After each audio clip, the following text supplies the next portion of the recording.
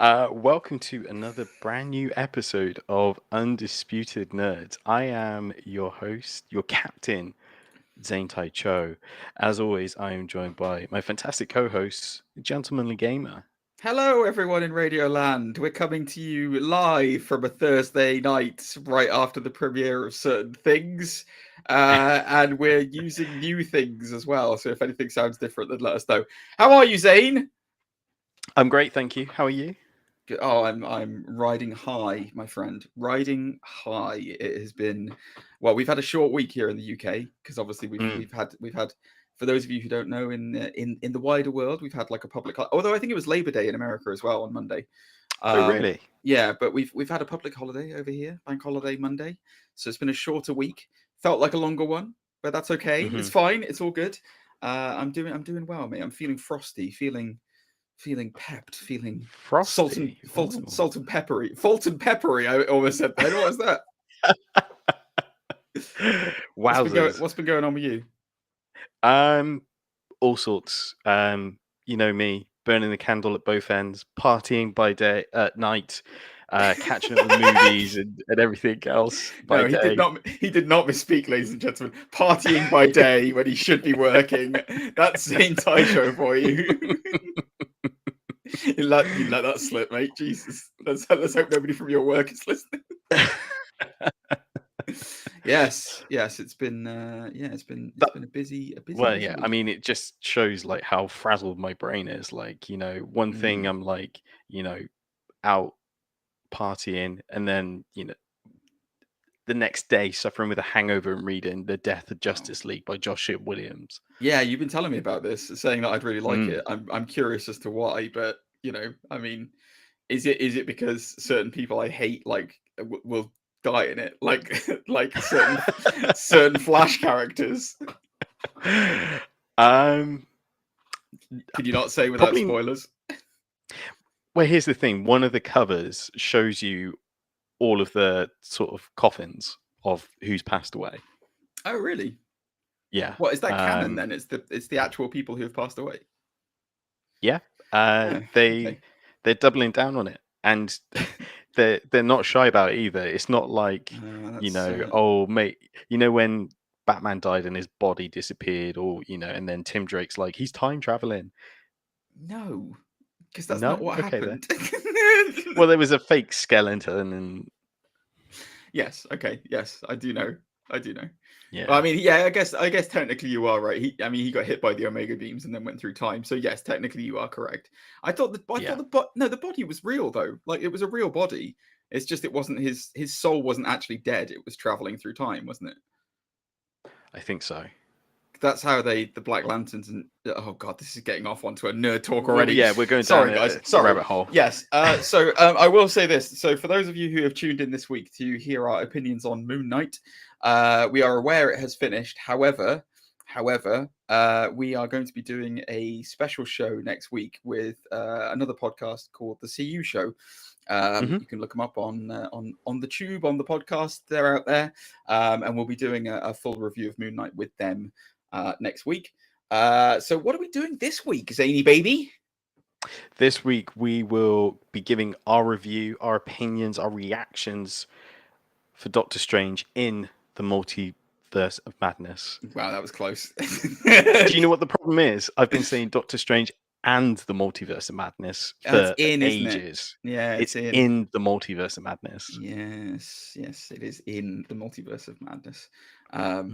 Yeah, I can't wait. I can't wait to talk about it.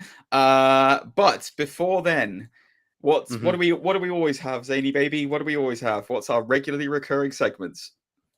So we have tips and bits, where Gigi will give us some headlines. We'll talk about some of the news that came out during the week, but also we have the fantastic Rage Against the Cage. What? You always get it wrong. Why do you always say it wrong? What's all the rage with Nicolas Cage? That is correct. Have you got a little audio clip for us for what is all the rage with Nicolas Cage? Let's have a quick look. I'm pretty sure. Yeah, here we go. And it was one of those nights. Do you ever have one of those nights where you feel like the mojo was with you and you knew you could just do nothing wrong? Everything was going to go your way? Oh, Nick, I like he's got a little like backing laugh track on that one as well. It's like you just got the mojo and everything's going right. So we've been doing weird, wacky updates for Nicolas Cage, charting some of his craziness in his life. However, Yeah. this week we've got an actual update from potential Nicolas Cage activity that's going to be coming up. Are you ready for this, Zane? Because this is a big one. This is a big one. Hit me with it. This is possibly one of, with the exception of Unbearable Weight of Massive Talent, this is possibly one of my favorite Nicolas Cage movies ever. Oh. So, Nicolas Cage has shared an update regarding Face Off 2. No. Star Nicolas Cage shares a Face Off 2 update confirming he's been in talks with producer Neil H. Moritz and believes he'll likely return. Wow. Star Nicolas Cage has a fake update confirming he's been in talks with producer Moritz and believes his return likely. He started blah blah blah blah. I love that this is an article by Screen Rant, by the way. ScreenRant.com get the credit for this one.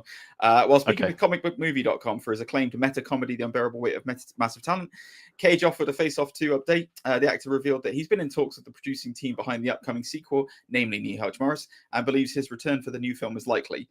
This is what he had to say. I'm not going to do the accent. I almost did the accent there, but I won't do it.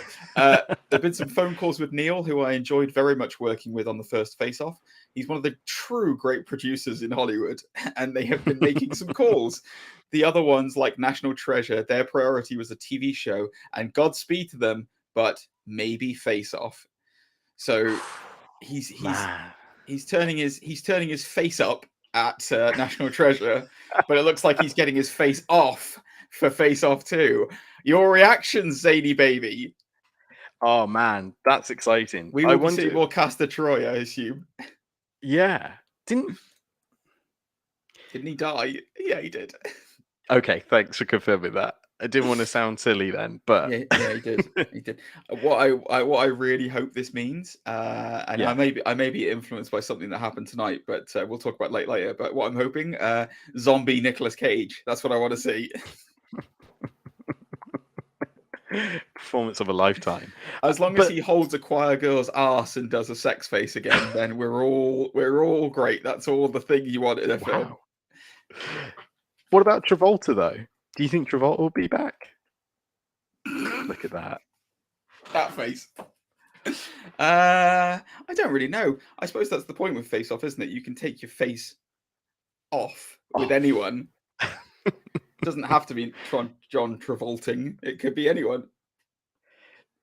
He must have like a cameo where he's like, 20 years ago, I beat him. Do you think he got the wrong? Do you think he's thinking about the wrong movie? Do you think he's thinking about Con Air and he's thinking he's talking? It was amazing, Face Off. I loved it with the plane and the bunny. It was the most incredible thing, and I can't wait to make a sequel. Nick, you died in Face Off. Yeah, that's the thing with Face Off. You can do anything. Oh God, maybe that's maybe secretly Reinhold, the film about Dracula, is going to be Face Off 2, and he swapped his face with Dracula. But they do that in Hollywood though, right? They swap out the name. Faces? No. Like as in they swap out project names, don't they? So it stops like I movie see what you mean. nerds. Yeah, have you seen the photo? Yeah, but there's very clearly photos from Reinhold where he is Dracula. So that's okay. I think it's safe. I hadn't seen photos or anything. Oh God, I'm pretty sure I showed you a photo a few weeks back. He's in like a crushed red velvet suit. Ooh, it's very sexy. I can find you a photo later, Zane. I'll send it to you.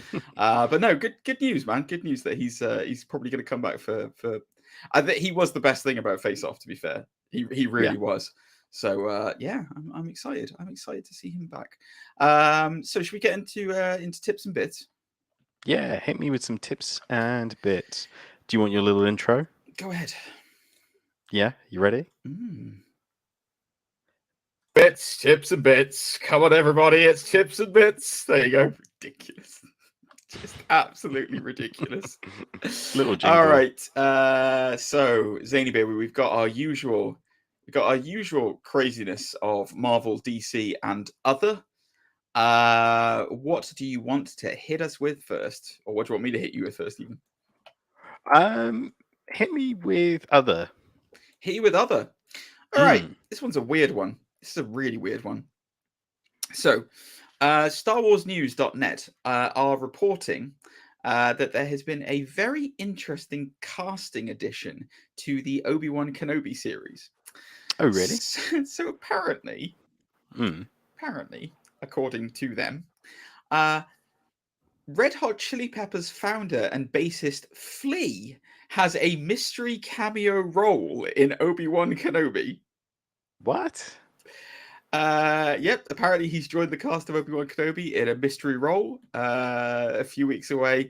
It said that the musician will be rocking a cool-looking blaster, and he's no stranger with a noteworthy cameo appearance. He's appeared in the likes of Back to the Future, Big Lebowski, and Baby Driver, but this marks his first trip to a galaxy far, far away.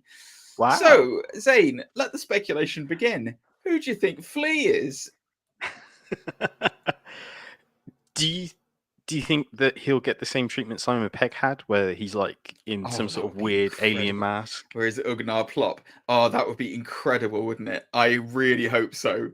I really hope that you don't even recognize who he is. That would be fantastic. He's just dressed like a giant rhino or something. That would be amazing. Yes, I hope that's what that is. Funny enough, yesterday was May the 4th, so happy May the 4th if you listen back Happy to Revenge this. of the 5th. And happy Revenge of the 5th. I watched a little bit of episode 1 yesterday, and can you imagine Flea is it Sebulba, the pod racer? With all the hands, with all the arms. That's what I'm thinking, because he plays bass, right, in Chili Peppers? Yes, of course, yeah. Or just as a flea. Like, that would be great if he was like a huge flea. My guess is, taking this slightly seriously, my guess is he's going to be a bounty hunter who comes after Obi-Wan, and Obi-Wan slices him down in about 2 seconds. Yeah. Possibly like recreating the like cantina scene or something from like episode 4, with the old "You'll be dead" that situation, and then he gets his arm cut off because he's a bassist. So it'd be hilarious if he gets his arm cut off. I watched Rogue One yesterday, and God, you watched a lot of films this week. Yeah, I know. And I didn't realize they bump into the people from episode 4. From when Luke bumps into and he's like, "I don't like your face." I don't like you. Yeah, my friend doesn't like you. I don't like you either. Yeah. You best watch yourself. You'll be dead. So yeah, that's the only bit of other news I had because I thought it was hilarious that the Flea's going to be in Obi-Wan. So take your pick, DC or Marvel. We've got a lot of Marvel news. We've got some DC news. Hit me with the DC. All right. So, for those of you who are not aware, Black Adam was supposed to be coming out on July 29th, but it was pushed back until October the 21st. And the producer, Hiram Garcia, has now offered an explanation as to why this is. I will, speaking to The Wrap, I will read the quote. I think we were just in a world right now where there was a huge and understandable freeze up when the pandemic hit and a lot of productions were put on hold. Now that the industry has really roared back, the pipeline for visual effects is just so jammed. Obviously, all these superhero movies just require so much VFX, and we're just in a situation where the majority of the VFX houses are just completely swamped with work. They're busting their ass, and we're so grateful for all those VFX houses. It feels like things are starting to collaborate, and I think you'll start to feel less shifts down the line. Basically, they pushed Black Adam back because they can't make Dwayne Johnson lightning-y. Or do you think he's there going more Thunderbolts? Yeah, that's exactly what he's doing. That's exactly what he's doing. I wanna let me sizzling like they know what I'm cooking. Textbook rock there. Yeah. What are your thoughts on this, Zane? It looks like I wonder if this is actually part of the reason why quite a few movies have been pushed back on the Marvel slate as well, because we've had some change ups in their release slate recently, and I wonder if it's just because there's such a backlog with SFX Studios. Thoughts? Visual effects studio, sorry. Yeah, I guess so. It's a tricky one. I guess, it's not just a Black Adam movie either, is it? It's a Justice Society movie as well. Yeah. So when you're dealing with characters like Dr. Fate, Hawkman. I will say, right, Mm, DC do have a habit of essing the bed when it comes to this kind of stuff. So whilst they're portraying that the Justice Society will be in it a lot, for all we know, they could be in it for 15 minutes and then they either die or they just disappear. It's Right. Bearing in mind, we have a full fight sequence at the beginning of Justice League where you see Green Lanterns, loads of Green Lanterns, and then they're never in the rest of the film. It could be that Pierce Brosnan has done a bit of a stunner, and he's getting paid 10 million to appear for 5 minutes in Black Adam. We could have seen all of his appearance in the trailer. That's true. We could have. It's not exactly unheard of. Yeah, I don't know. I feel like it is a mini superhero team movie, and that's probably why they're relying so much on FX. Yeah, maybe. I can't remember who's the bad guy in it. I can't remember if they established who the bad guy is yet. I don't think so, actually. So I mean, maybe it'll be a situation that we'll talk about later where maybe Black Adam's the bad guy. Well, he's supposed to be an anti-hero, isn't he? Yeah. Like, that Marvel legend, Morbius. How could I forget? How could I forget about the Marvel legend, Morbius? I can't wait to see more anti-hero legends like Kraven the Hunter. Like weird Mexican bad guy from Spider-Man that nobody really knows who he is. And of course, everyone's favorite, Venom. Oh, I mean, Venom's the greatest anti-hero of them all. Mm. Like Action Man was the greatest hero of them all. Venom's the greatest anti-hero of them all. Ridiculous. Absolutely ridiculous. Right, anyway. So moving on. Peacemaker. Peacemaker was a great show. I have not yet finished it, but I do know what happens pretty much in the last episode, which was annoying. However, good news for fans of the Suicide Squad and of Peacemaker. Variety is reporting this week that Peacemaker's spin-off show has been confirmed for HBO Max. This will get you excited, I'm sure, Zane. It is going to be a show based around Viola Davis's Amanda Waller. And the show will build off of Waller's appearance at the end of Peacemaker. Davis, excitingly, is actually set to executive produce the series. Cool. Whilst Crystal Henry, who wrote the Watchmen TV series, which was excellent, has been typed to write and executive produce it.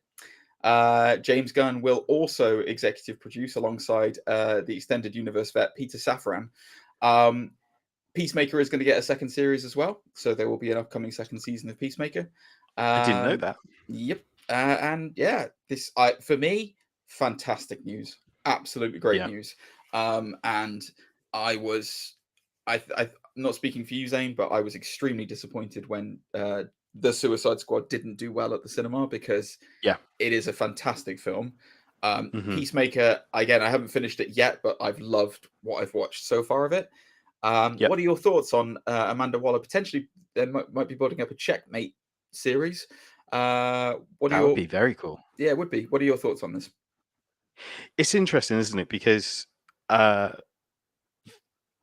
going to butcher the name. Sorry, Viola Davis. Yeah, I think I call her Viola Davis, but yeah, Viola Davis. That's fine. Is like an Academy recognized actor. She, dare I say, is like one of the higher sort of names in that franchise. Like, ever since she was cast as Amanda Waller, it was almost like a dream cast, really. It really was. I'm surprised they didn't really do much more with what she's capable of. So the fact that they're going to give her own sort of series is actually quite exciting. I guess the one thing that floats above my head is, what characters will they use? I mean, they've done a great job with a lot of D-list superheroes and villains and stuff. But I kind of wonder what they're going to use for a maybe Checkmate versus Cadmus, or something along those lines. Cadmus is a better shout. Cadmus is what they'll do. You're right. They'll do a Cadmus thing. That is 100% what they'll do. There's a load of like secret agents who are in Cadmus. Like they could even do. I mean, I guess if they wanted to go really off the wall, they could do the Dick Grayson like agent of Checkmate situation. Oh, Spyro. Is it Spiral? Yeah, I think that was what the Tom King run. Yeah. Yes. Yeah, they could do that. There's a lot of options. They could do. Ted Kord's Blue Beetle was involved with Checkmate and that side of things. I think I'm very interested to see where they go with this. There's a lot of avenues they can go down. Please DC, and I'm judging by that executive producer list, I very much doubt they'll do this. Please, DC, don't go down the route of shoehorning in someone like Batman. Or like, you know what I mean? Like they did it with Titans and it doesn't work. Like I like the actor they got to play Bruce Wayne. You don't need to do it, man. You don't need to do it. Just if you want to use a mainstream villain, mainstream hero or villain, like use someone like Peacemaker now because you've established him in this universe. Like don't, you know what I mean? It's just you don't need to call in the big guns of Batman and Superman anymore. Like it's not needed right now. So save them for the movies. Like they belong there. And your Deathstrokes to an extent. Like I love Deathstroke, but I feel like they've overexposed him now. If you know what I mean. Yeah, by not using him. He was in an end credit Sting, and then he's in what, Arrow? Well, no, he's in Arrow. He's in Titans. He's in. Oh yeah, he was in Titans. I forgot. Yeah, that really forgettable second season of Titans. I never even finished season 3 of Titans. I was like you. I couldn't get through it. So yeah, I finished it. I've watched. I'm up to date with it. Yeah. Okay. Did it get better? It's just. It did, from a character point of view. It's just. Right. I'm just not happy with the way it's done. That's just me though. That's a shame. Yeah, but you and I normally like the same things, so that's probably in line with it. Oh, that's a shame. All right, well, that's all the DC news I had for this week. So, moving on, the final batch of news we've got this week is Marvel stuff. So, we've got some interesting conversations that have been had. So, there's been some new details that have emerged. Regarding Iron Man 2.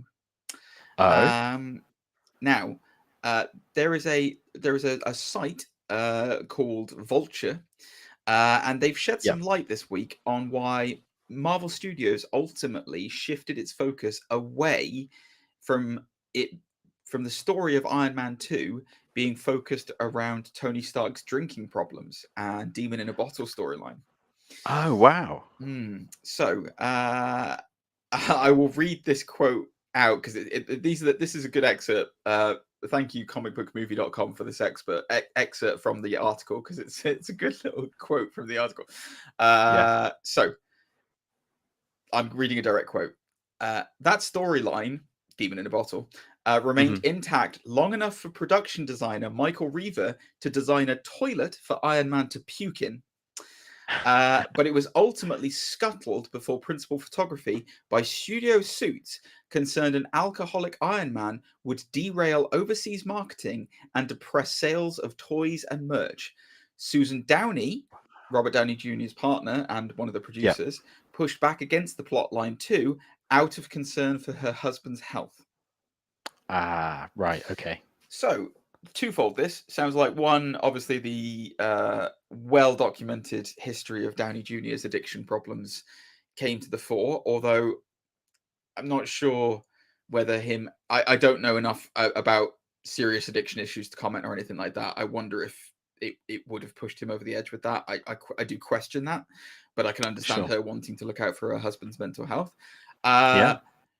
Overseas marketing, sales of toys and merch, I guess so, possibly. Yeah. I mean, I will say this as well. It will be very interesting if the MCU as it exists now tries to tackle that storyline versus when that was the third movie, I think, in the MCU was Iron Man 2. Yes. I think it was Iron Man, then Incredible Hulk, then Iron Man 2. Yeah. Yeah. And So the ball had already started rolling for Thor and Captain America. yes, and then Avengers rounded it all out. Mm. So yeah, thoughts on that, Zane? I can totally understand that, where they're coming from with that one. Yeah, definitely. And in recent history, we've heard how those roles can take a toll on the actor and even leave an impression.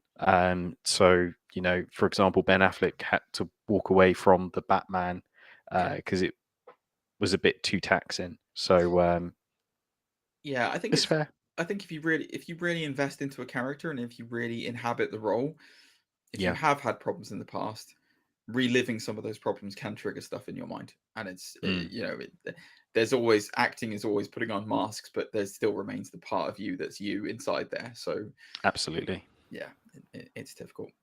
I think they did make the right call long term for the MCU as well, especially as it was in its infancy and probably wasn't the right time to tackle a storyline of that nature.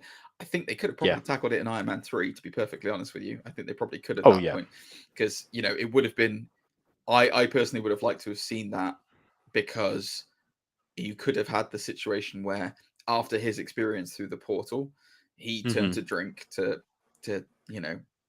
deal with it, but as a coping mechanism. Exactly. They could have tackled it, but hey, history is what it is. But I just thought it was a fascinating thing to look at, to motivations of the time as to why everyone was like, why didn't you do me in the bottle? It's like they had pretty good reasons. So moving on, we've got X-Men 97 coming up soon, Zany baby. We do. I'm calling you Zany baby a lot tonight. I'm sorry, I don't know what it is. I was just happy to see you tonight. That's all there was to it. X-Men 97 is a direct follow-up to the Fox Kids Network show that ran between 92 and 97. However, here's some juicy gossip. Head writer Bo DeMeo was asked during an interview with the direct, is X-Men 97 MCU canon? Oh. And this was his direct quote. Yeah. The one thing I can say towards that link is, I know sometimes we say no comment and it's like they're just being obstinate. I'm going to go with no comment here, because part of the surprise will be finding that out when you experience the show. I can't speak to marketing, but I think there's a degree of, you will be asking that question. Oh. So this might link into something that we'll talk about later. Yeah. But that's exciting. That is very exciting. Possible animated in the MCU. I wonder if this is a similar thing that they're doing with Star Wars, where a lot of the animated shows of Star Wars are canon.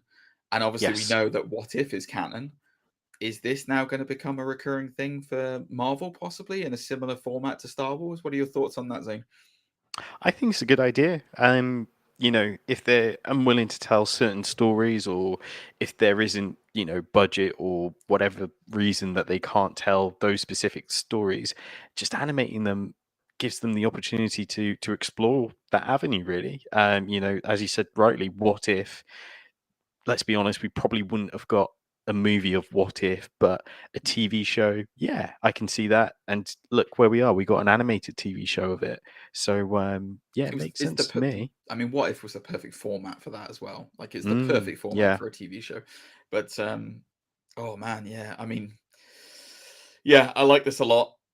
You can also introduce a lot of like, the one, yeah, we'll talk about it in Doctor Strange, but the interesting thing is you can introduce a lot of like obscure characters in the cartoons and say they're canon for the MCU, and then put them in the background of live action films if you want that situation, and say, well, we already introduced them in this, and now they're just kind of around. But yeah, interesting times. My personal favorite series that the Marvel people have done, Loki. Season 2 is rolling around. I talked about it last week that they're beginning shooting very soon. So There's been an interview with the head writer of Loki season 1, Michael Waldron. Didn't realize that he actually penned Doctor Strange in the Multiverse of Madness. And he's also, did you know this? He's in the midst of apparently writing a Star Wars movie for Marvel. Oh, wow. Yeah, I did not know that. Not for Marvel, but for Disney. So he's not coming back as showrunner on Loki season 2. We already knew about that. Eric Martin, the writer behind the Nexus event and For All Time Always, which is widely considered Loki's best TV episode, he's going to take over as a head writer, and that's confirmed now. So talking to Digital Spy, Waldron, who was the original writer, said, and I quote, "Well, I mean, look, everything leads into everything, right? We've hired a couple of great directors. Justin Benson and Aaron Moorhead are brilliant, and Eric Martin has taken over as head writer for season 2. So the creative team is fantastic. As Tom once said, there's plenty more mischief to come. Many fans remain anxious to find out." This is another piece of it. Many fans are anxious to find out how the events of Loki will be referenced in the Doctor Strange sequel, and that's something Feige actually addressed as well within the same conversation. And he said this: "There's always a method to the madness, even in the multiverse. And for the Marvel fans, Nice. There you go. And for the fans who know that Loki and Sylvie did something at the end of that series that allowed all of this to be possible, He Who Remains is gone, and that allowed a spell to go wrong in Spider-Man No Way Home, which leads to the entire multiverse going quite mad in this." So there's a lot to break down there. First of all, interesting news that the head writer of Loki on season 1 is gone to write a Star Wars movie, but it sounds like the creative team behind the first Loki is still going to be really heavily involved in season 2. So it sounds like it is still in safe hands. Your thoughts on that first, Zane? Good. Let's see what other sort of low-key shenanigans they can come up with. I'm eager to see where his journey will go next, really, more than anything. Are you excited that the head writer of Loki and the writer of Doctor Strange and the Multiverse of Madness is writing a Star Wars film? This article says he's writing it for Feige as well, by the way. Yeah, because Feige's got Taking his over own Star Wars. Yeah, to a degree, yeah, because he's bringing Brie Larson across to do some Star Wars stuff as well. Right, of course he is. Yeah, of course he is.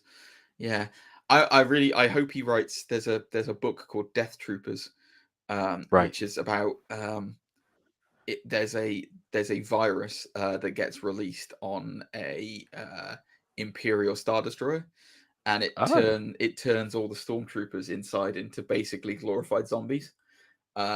And Han Solo and Chewie, they basically think it's a derelict and that they can raid it for smuggling purposes, and then it turns out it ain't a derelict, and they get trapped on it, and it's the whole story is about how they escape from the Death Troopers, and it's really good. It was really good, and it's got a lot of horror elements in it, which after seeing Doctor Strange, I'm like, oh yeah, he would be really good at writing that. So, I think the reason why I haven't asked you about the Feige stuff is we'll talk about that in Doctor Strange when we talk about the review, because there's a lot that I want to kind of pick out of that from that bit in Loki at the end with He Who Remains for stuff that we'll talk about in the Multiverse of Madness. So so there you go. Moving on to the final bit of news we've got this week. Thor: Love and Thunder. There was a trailer for it before. Well, there has been a trailer for it, and there was one that was shown before Doctor Strange. God, can we take a minute just to talk about those trailers? Because I talked to you about it beforehand, guys. If you go and watch Doctor Strange, there's a trailer for Thor.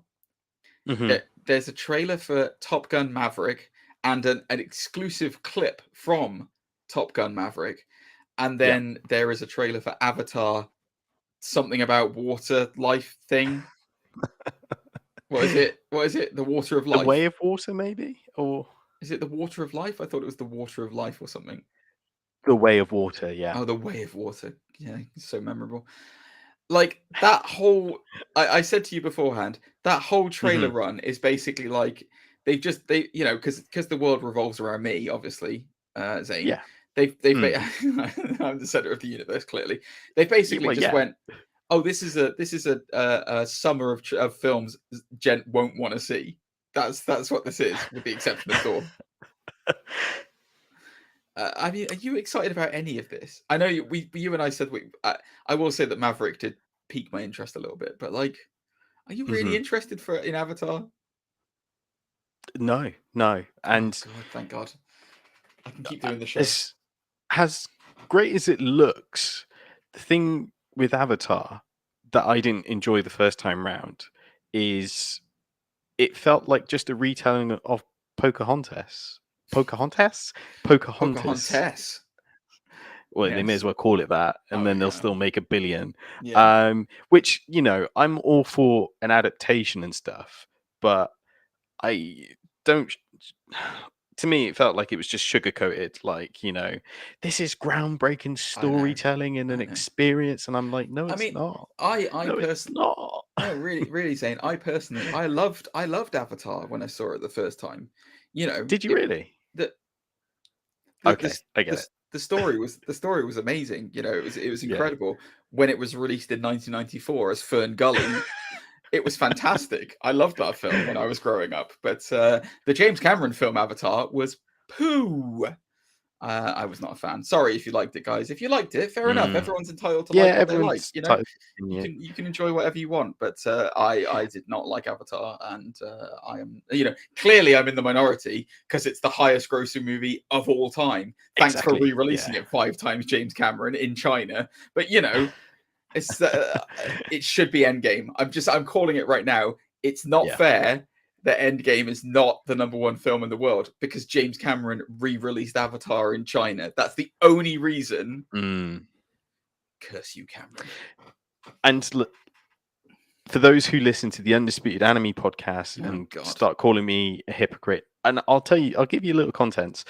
There was a Netflix animated movie that came out week or last week called Bubble. Oh, yeah. And Bubble is about this. The whole idea is that Tokyo got flooded. It's this alien sort of event that happened, and there's like gravity is affected by it and stuff. It's a really cool movie. But behind it, it's a adaptation of The Little Mermaid. And it's a great movie and stuff. But at the same time, it's kind of like, I really enjoyed that, and it nods into the fact that it is a retelling of Little Mermaid because they talk about the book and everything. They don't in Avatar, and I get it's just, I don't want to sound hypocritical. Is what I'm just trying to say is, you know, that's a very good adaptation. That is just, I just don't capitalism. I don't care at all about Avatar. I don't give a monkeys about it. I'm done with it. James Cameron just needs to retire now. Not resign, retire. resign from directing. Resign and handed his hat, and he's done. And his cameras. Yeah, and his fancy 3D cameras, and give up trying to promote it. Right, so final bit of news. As I mentioned earlier on, there was a Love and Thunder Thor trailer. Thor Love and Thunder, I should say. Sorry, I flipped it. The director of Thor Love and Thunder, Taika Waititi, he has had an interview with AP News, and he apparently believes that Gore the God Butcher, that will be played by Christian Bale, maybe the best villain Marvel has ever had. Wow. This is the direct quote from when he being asked about the film. It's a great, really fun, weird little group of heroes. A new team for Thor with Korg, Valkyrie, and the mighty Thor. That's James Foster Thor. And in my humble opinion, we have probably the best villain that Marvel's ever had in Christian Bale. He also revealed that the God of Thunder will experience a midlife crisis of sorts in the movie. His quote was, Thor is just trying to figure out his purpose, trying to figure out exactly who he is and why he's a hero, or whether he should just why he's a hero, or whether he should just be a hero. I guess you could call it a midlife crisis. I think I get that. Sorry, I messed up that quote badly then. Exactly who he is and why he's a hero or whether he should be a hero. I guess you could call it midlife crisis. Yeah, I mean that kind of is in line with the beginning of the trailer where he's trying to work out who he is. Gore the God Butcher is one of those characters where I don't know enough about them. I know that he uses a symbiote sword to murder things. That symbiote sword I know has some kind of tie to Knull, the god of symbiotes. I'm not exactly sure why. Yeah. I don't know enough about Gore, so I'm fascinated to know more about how they're adapting him for the MCU. Thoughts on Gore as a villain, and are you really surprised that Christian Bale is apparently very good? Because, you know, if you've seen his incredible performance in American Psycho, then you know what a villain he is. Well, this is it. Like, it's Christian Bale, isn't it? Like, he's not just a everyday actor. He's top shelf. He is Like, top shelf. He is top shelf. I'm just trying to think, like, in terms of they're going to give him a lot of screen time regardless, and I'm more surprised that he's playing this character and not Beta Ray Bill. Like, that Beta seems Ray like Bill. that seems like the perfect. But then again, I know Christian Bale's probably done with the whole superhero thing and has probably seen, you know, Ragnarok and was like, actually, I wouldn't mind being in that. So I don't know. It just, I guess this is just kind of like a one done for him, isn't it? I think Christian Bale. I think the fact that it's a Marvel movie for Christian Bale is completely superfluous. I think he wants to work with Taika Waititi. I think that's why he's doing this. I don't think it's got anything to do with Marvel. I don't think it has anything to do with the story. I don't think he particularly cares about Thor or anything to do with the story itself. Maybe he does. Maybe he likes the you know, the Nordic mythology and that side of things. But like, I firmly believe he's doing this film just to work with Taika Waititi, because Taika Waititi is fast becoming one of those directors in Hollywood that everyone wants to work with. He's Christian Bale, right, is one of those actors where his presence is so incredible and so magnetic that I can watch him in anything. Also, I will say this, if they don't end the film with Thor taking out Gore and Gore looking at him and yelling, "Oh, good for you," then I will be extremely disappointed. But yeah, I'm very excited to see what he comes out with. I think it'll be interesting to see, because the thing about the trailer for Love and Thunder, which I won't go into details if anyone hasn't seen it or anything like that, but it's being portrayed as quite bombastic and, like, you know, out there in the similar way to Ragnarok was. And I wonder if, because Hela in Ragnarok was, Cate Blanchett kind of camped it up a little bit. And you could tell she was enjoying herself doing it. But also, I wouldn't ever say that Hela was necessarily the most sinister of villains. And I wonder if Christian Bale's going to play this sinister. You know, I wonder if he's going to play it like seriously straight and be like a knife through the center of all the absurdity that's going on. Because it looks like there's some kind of new Asgard in the you know, in the trailer. It looks like that, the setup for it. So, do you mean like the Olympus with Zeus and stuff? Yeah, but I'm not sure if that's. I thought there was two separate scenes. I thought there was like the little shacks and stuff. Oh, like, the little towns. Yeah. It felt very Asgard reminiscent, so I assume that will be like a new Asgard somewhere. But yeah, the other thing I question is who, because if he's Gore the God Butcher, what gods has he killed? You know, in the who are we going to find out that he's killed in the run up to this? Be interesting if he killed some Eternals or some of the Egyptian gods from Moon Knight. Oh yeah, that could also, because it wasn't a full council, was it, of gods? Oh, you're right, it wasn't. Yeah, yeah, that's a good point. That's a very good point. I'm trying to think of what other gods there are in the MCU. In the pantheon. Yeah, I can't, because I keep thinking about New Genesis and stuff like that in DC with the new gods. There's loads of them. Yeah, I wonder who they could have. We still haven't had Adam Warlock and any of that side of stuff in it either as well, have we? So it's like, I don't know. It's coming soon, though, isn't it? It is coming soon. Guardians 3. Yeah, maybe the Kree. Maybe there's some Kree gods, or I don't know. Anyway, we'll find out. We'll find out when Christian Bale is Gore the God Butcher. I'm excited for it. And yeah, that's the end of my news for this week. Obviously, hot off the press. But there we go. Is there any news that you wanted us to talk about, guys? If so, let us know. Get in touch. But that brings us neatly, speaking of Marvel, onto the main event for this week, Doctor Strange in the Multiverse of Madness.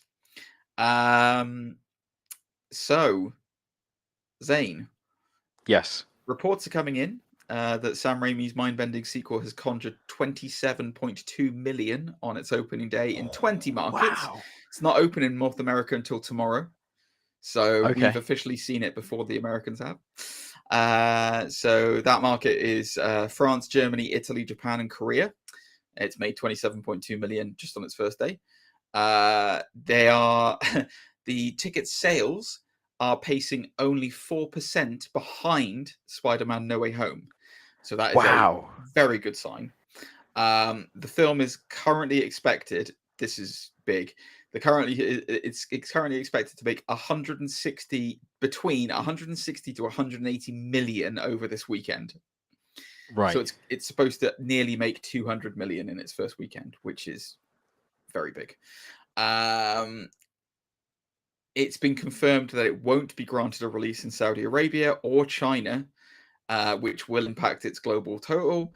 However, it didn't really hurt No Way Home in the long run. And for those of you wondering, it is currently sitting at 79% on Rotten Tomatoes. So, guys, if you haven't seen Doctor Strange in the Multiverse of Madness, pause this, go out and watch it, because we're going to be talking a lot of spoilers, and there are a lot of spoilers in this. There's a lot of big things that you want to see in the cinema. So if I'm giving you fair warning right now, if you haven't seen it, I think we'll also need to warn the super chat. So we're live on YouTube right now as we're talking, and I can already see the chat is going off. So if you are in the chat, please do not add spoilers to the chat, or maybe if you're watching the recording on this on YouTube or on your favorite podcast platform, please don't put spoilers in the comments. It's not fair to the others. But again, as Gigi says, what we'll probably do is we'll give you our sort of thoughts and our sort of review before going into those spoilers, as we normally do. So we normally give you our rating, which is either undisputed, meaning it's good, or disputed, which means it's not so good. Exactly. So, what did you think, Zane? For me, it was undisputed. I think this was absolutely fantastic on so many different levels. As a movie, I thoroughly enjoyed this. As an experience, I loved it. Cinematography, the imagery work, it was just absolutely gorgeous to watch. And I don't know if you had the figures just there, but one of the things I really wanted to know was what was the budget for this movie, because it looked so good. Dare I say, probably as good as the Infinity War and Endgame. Yeah. You know, that sort of grand scale. It was 200 million, not 200 million. not including the hefty marketing fees. So yeah, 200 million, which it's going to make back apparently pretty much in the first weekend.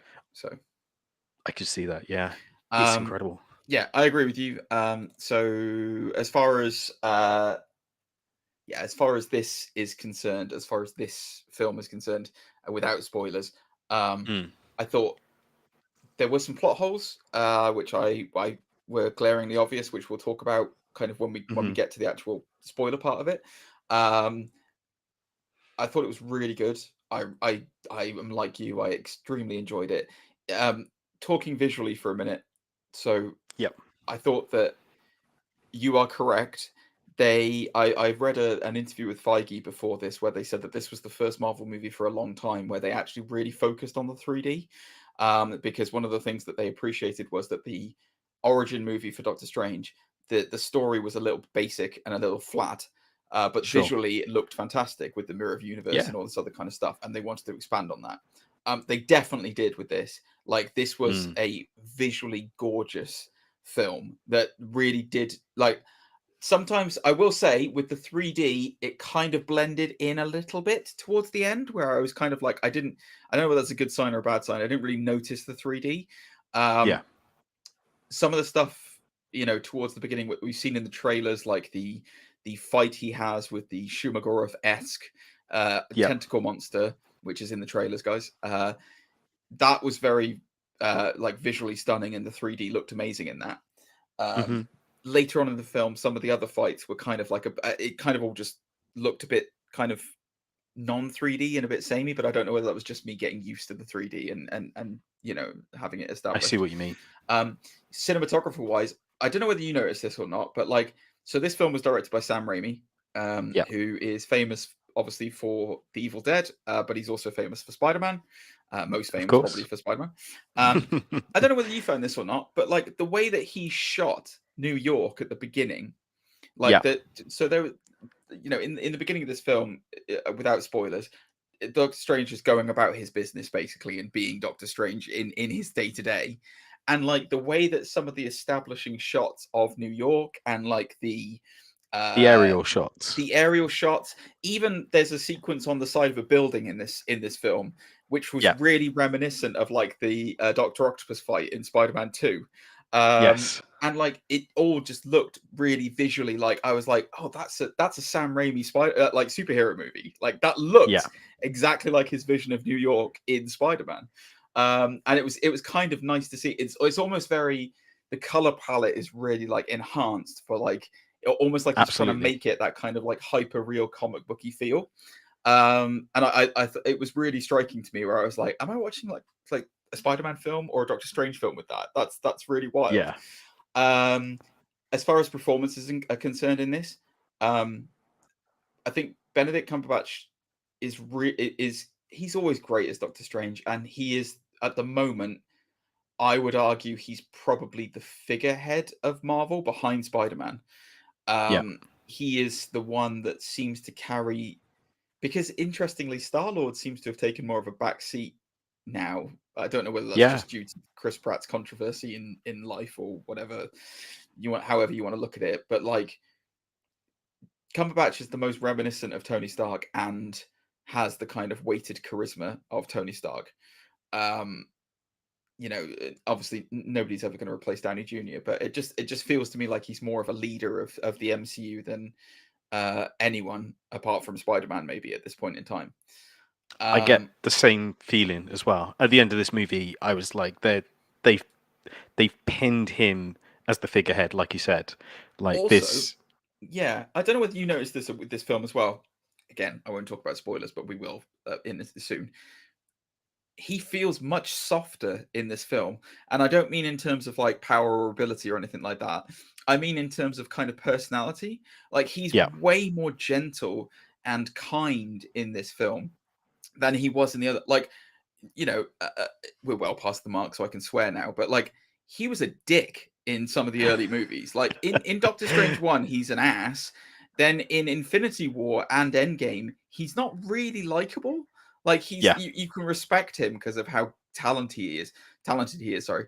Spider-Man, he starts to kind of soften, and you're like, oh, okay, you know, he's trying to help the kid out and stuff like that. But then, like in this one, he's just really like friendly and nice and like, you know, warm, approachable, exactly.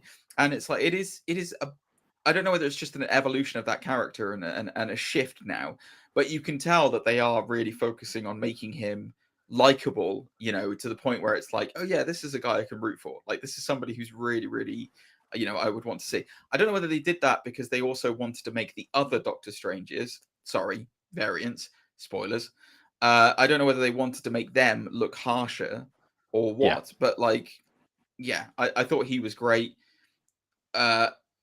Elizabeth Olsen is the MVP in this. She was amazing, like amazing, and we'll talk about that later. I cannot, for the love of me, pronounce her name, and so I won't. So I apologize. But the actress who played America Chavez was excellent in this. Like really good, really likable. A great new introduction to the universe. Also, her powers look amazing on screen. Like, yeah, her star warping powers just look so good when she's opening like stuff. Anyway, and who else do we have? This? I will say Rachel McAdams did not have enough to do again. I feel like. Really? Yes. Okay. Well, I mean, we can talk about it spoilers, but I don't think she had enough to do. And yeah, I don't know. I mean, sound wise as well, the sound was incredible on this as well.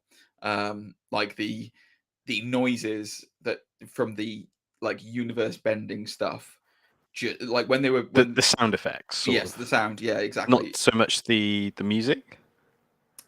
Okay, this is hard because I can't talk about that without a spoiler, like a massive spoiler. Okay.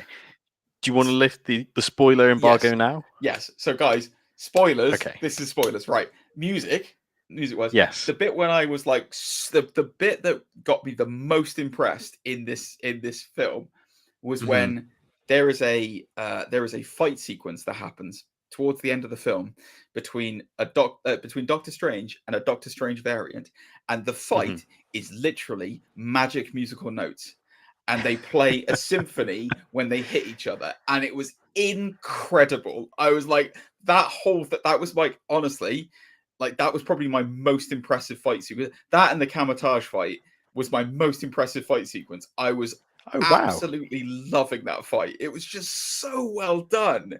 Was good. I enjoyed it. I think from a visual point of view, personally speaking, if I saw two Doctor Strange fight each other, I would have thought it'd be a lot more like the Doctor Strange versus Thanos fight. No, because that's the whole point. That's the whole point. Because when you've got two Doctor Stranges together, they're both fighting with their egos. And what would they try and do? They try and they basically try and outdo themselves with intelligence. So what's he done? He's composed the symphony to fire at him, and then it's a beautiful metaphor. It's like so well done. Because they are like the what's the word I'm looking for? The guy who stands in front of an orchestra with conductor.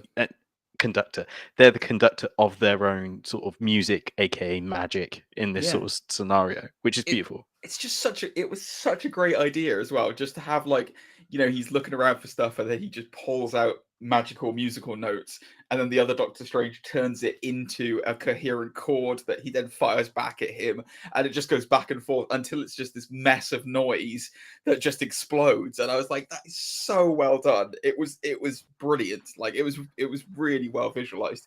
So spoilers for this film. Scarlet Witch is the bad guy. Yeah. Elizabeth Olsen is full on Darkhold corrupted bad guy in this film, guys. So we were speculating for a long time that it was Nightmare, or that it was possibly Mephisto, or some other form of like otherworldly demons. Nope, it's Scarlet Witch, who's been possessed basically by the Darkhold, and wants to access the multiverse to find her children. And basically go and kill another Scarlet Witch and take her place as their mother. That is the plot of the film. I was because in the trailers there's a bit where she's in the vineyard, like orchard place. Yeah. And we see it in the trailers. When that reveal dropped that was all an illusion, my mouth dropped, and I was like, "Oh my god, Scarlet Witch is the bad guy in this." I was amazed. Like it was great because basically all the creatures that you see in the trailers, like all the Shimagoroth creatures and demons, exactly, they're all hexed, possessed demons that have been sent after America Chavez. And the reason she wants America Chavez is because America Chavez is the only person who can travel across the multiverse. Yes, Um, indeed. what were your thoughts on Scarlet Witch being the bad guy? I was really surprised considering the fan reaction after WandaVision.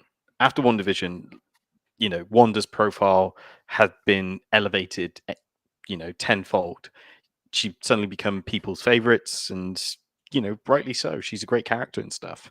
But for them to kind of make her next appearance the big bad, it's interesting. And it's quite an interesting sort of character sort of journey, isn't it? Because we've gone from you know young Wanda in, say, Civil War and Age of Ultron and stuff, Avengers, yeah. gone through, had this massive sort of character moment in WandaVision, and then now it's almost like another sort of act, or it's just another sort of story to add to her tapestry, isn't it? In Doctor Strange. She's gone now. We're not going to see Wanda again. As far as certainly not within the MCU for a very long time. But this was for me. WandaVision makes a lot of sense to me now. They were literally setting up for Doctor Strange. That's what the purpose of WandaVision was. The whole thing was establishing Scarlet Witch is OP, like OP, and she'll do anything to be with her kids. Absolutely anything.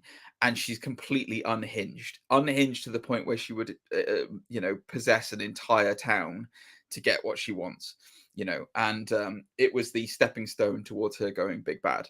And that they've had an issue with Scarlet Witch for a long time because, ever since Endgame, it was established that if it wasn't for Thanos, sacrificing his own people, she would have killed him. And she would have, she would have just wiped him off the map. Scarlet Witch was OP, man. She was so powerful, that she could do anything pretty much with her hex magic. I think it's the same issue with Captain Marvel. I think you have the same problem with Captain Marvel. They've established that she's so OP, like the Space Stone and Reality Stone warping abilities of the Infinity Stones are so strong within people that, like, it's how can you have a bad guy that's not super escalated, without it being, ridiculous, and it's just a one side. Like, imagine if, like, God, imagine if Captain Marvel went up against Mysterio. It's ridiculous. It's ridiculous. Like, it's just stupid. So I think it was a genius move by them, taking that OP nature of Scarlet Witch and taking it and going, she ain't a hero anymore. Now she's the big bad. It's also a first because I can't think of another time in the MCU so far where we've seen a hero fall. Yeah, I guess the closest thing is someone who's been in a higher up sort of position. So, for example, you sort of Thaddeus Ross, or I mean, head of Thaddeus Shield Ross, or whatever. Yeah, Thaddeus Ross always skirts the line anyway, doesn't he? Really? Yeah, Because exactly. whilst he is a decent, I guess, enough person or human being, he hates the Hulk and he'll do anything to stop the Hulk. But this is the first time we've had a hero, bona fide hero, go dark and turn to the dark side. Yeah. And I thought Elizabeth Olsen played it very well, very well. She was because obviously this is a multiverse, guys, so there are variants. So she plays both herself and another version of Wanda. And the unhinged nature of her, the line that stuck with me was, so there is a part, basically America is in the beginning defended by a variant of Doctor Strange, the Defender variant of Doctor Strange, no less, which I was quite impressed to see. America Chavez's whole power is that she can open portals to new multiverses. So when I was saying she can traverse across the multiverse, she's the only one who can do it naturally. And Scarlet Witch basically wants to take her power and use it. So America basically, for some, I think they kind of explain it away, don't they, by saying that she always goes to what she needs most, or the place that she needs to be the most. I think that's what Doctor Strange says at the end, isn't it? Maybe. It's a tricky one, isn't it? Because I think it was for her. It happens when she's like scared or something, so she warps. It's almost like a because of her mutation, isn't it? borderlines it, doesn't it? So yeah, it's a weird one, but yeah, like you say, they don't go into too much detail, and I guess it's one of those things like if you overthink it too much, like it won't make sense. Whatever happens, she ends up at Kamar-Taj, and then there's a massive fight sequence between Wanda and the magicians of Kamar-Taj. Yeah. And it's really good. It's really good. Like you see, they really go all out to show just how powerful Wanda is now. She just decimates all of Kamar-Taj. And there's an amazing line that she says to Doctor Strange when they're trying to kind of negotiate a ceasefire of this whole situation before it goes too far. And she says, I blew a hole in the head of the man I love, and it meant nothing. Yes. And it's just that that's the point where she just goes from good to just I don't care anymore. I don't care about anything, and I will do anything to have a family. Yeah, and a lot of people have been discussing this online about is Wanda right? Because she makes some valid points during the movie in terms of what's one example I'm trying to think of? You talking about the one from the trailer? Yeah, like how she gets painted as the villain, and you change reality and you get painted as a villain, and I do it, and I'm called a hero. That doesn't seem fair. Yeah, and there's another line in the actual movie where she says something along the lines, "I gave up, vision, and you gave up the same way you gave up the time stone." Yeah. To Thanos, and he was like, "That's different. It was a war." Is it that, or she's talking about the Darkhold? I'm trying to remember now. I can't remember the exact line that you're talking about, but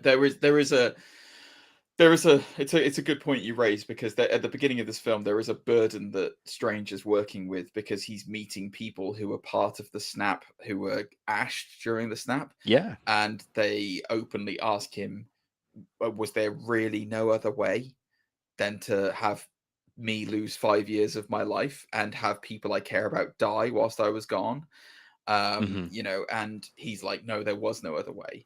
But I think part of this, so the moral of it is Christine, who was his love interest in the first film, is now married and she's gone off with somebody else, and it's this big regret of his.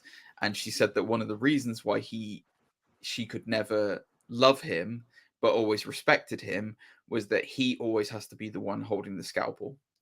So it always has to be the Stephen Strange show. It always has to be him doing everything.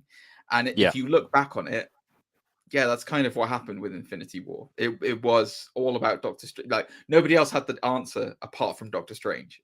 He's the one that guided them through the Promised Land. And it's like, he looked at what, like 3 million combinations.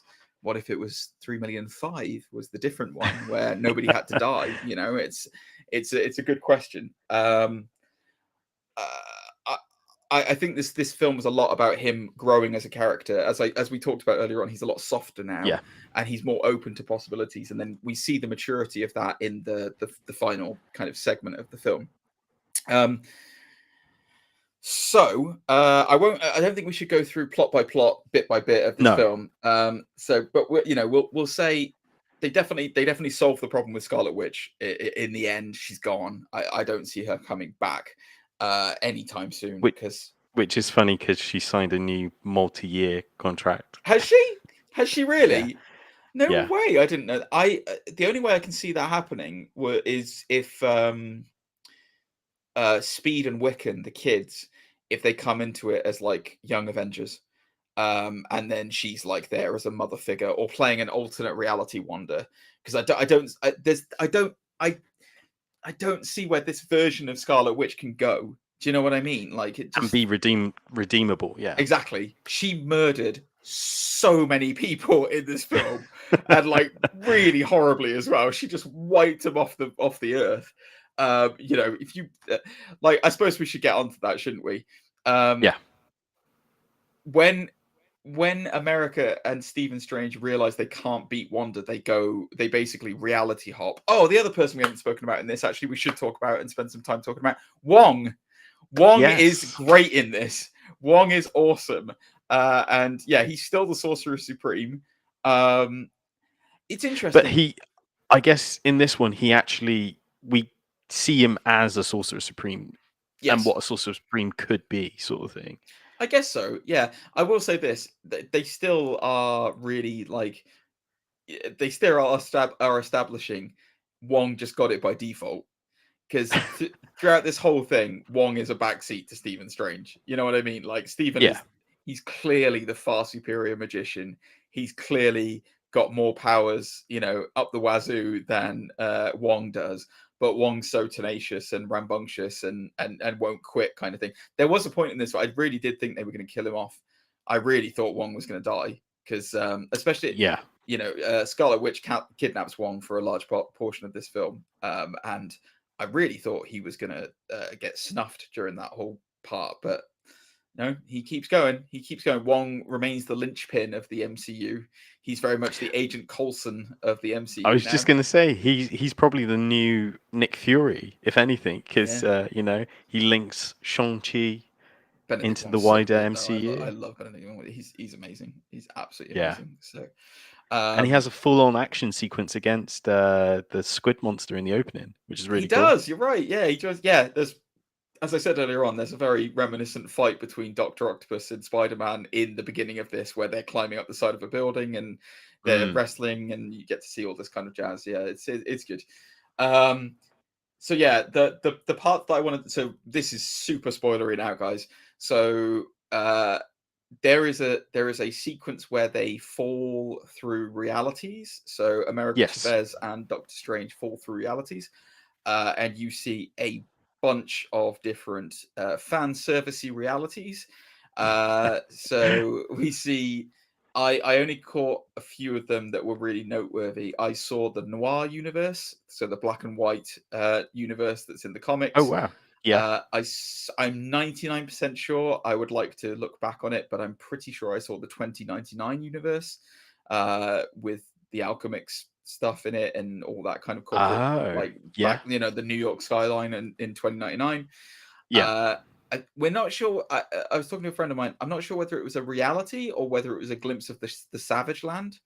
Which is, that's a popular fan theory. Yeah. And then we also saw a reality with the Living Tribunal in it. We did. Yeah, Living Tribunal is basically the judge of the Marvel universe. So if people get too overpowered, or he's the idea is I'm paraphrasing a lot because he's hard to explain, but basically he's like the one that keeps things in balance, or is supposed to keep things in balance, and if things are not in balance, then he's the one who's the judge of it. Yeah, those are the ones that I caught. I don't know if you caught any more, Zane, whilst you were seeing it. We saw what could be an animated universe, maybe linking to the Spider-Verse. Yeah, maybe. Sony were like, please put it in. It was basically an animated 3D shading style universe. But again, it was one of those sort of blink and you miss it moments. We also got... There was so many. It just kind of flickers, doesn't it? Like pages in a book. It starts off slow and then it just flick. There was a paint universe as well, where everyone is paint. Oh yeah, the inks, weren't they? Yeah, like colliding. Yeah. They talk about it like later when you kind of see the stuff. So there was, so when they fall through realities, they eventually land on I guess this is the Earth they kind of spend most of the time on. Yes. I can't remember which one number it was. 18? 818, was it? 818? 818, I think. Is it 818? Because I know I thought I'm not sure if it was, because 616 was is now confirmed as being the MCU designation. Like that is number 616. I thought it was 834 or something like that was the universe they landed on. It was definitely an 8 in there. Yeah, no, there was it was in the 800s.